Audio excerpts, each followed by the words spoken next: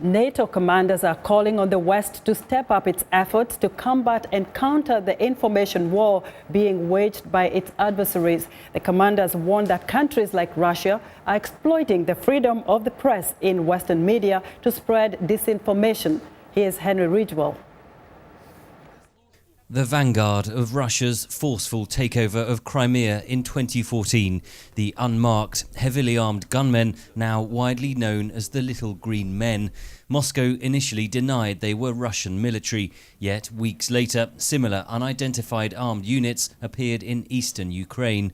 The simultaneous deployment of disinformation and military power has become known as hybrid warfare.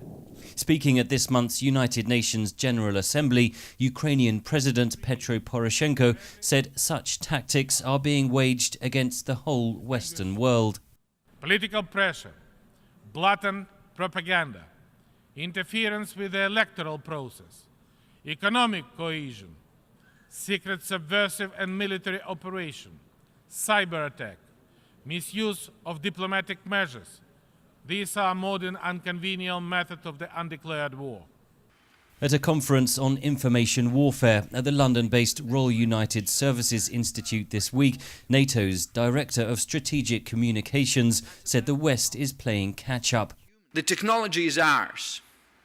The marketing powerhouses are in our countries. Yet we're having this discussion against the feeling of being pushed by different actors.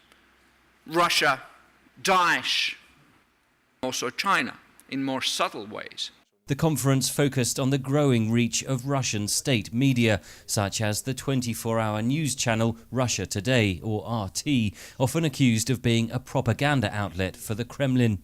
Senior editor at The Economist, Edward Lucas, argued channels like RT should not be considered as journalism.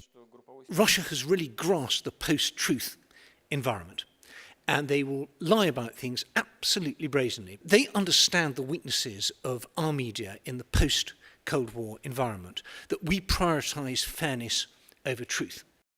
Lucas said the West should do more about what he termed social media hygiene. There's a real problem with comment fields and with fake social media accounts, particularly on Twitter. The Russians are putting lots and lots of money into creating tens of thousands of trolls. NATO officials said Russia includes information strategy as a key pillar of its conflict planning, but in the West it is often handed off to separate public relations teams. We are still fighting on the margins, when actually a properly funded strategic communication effort is incredibly cheap compared to other costs.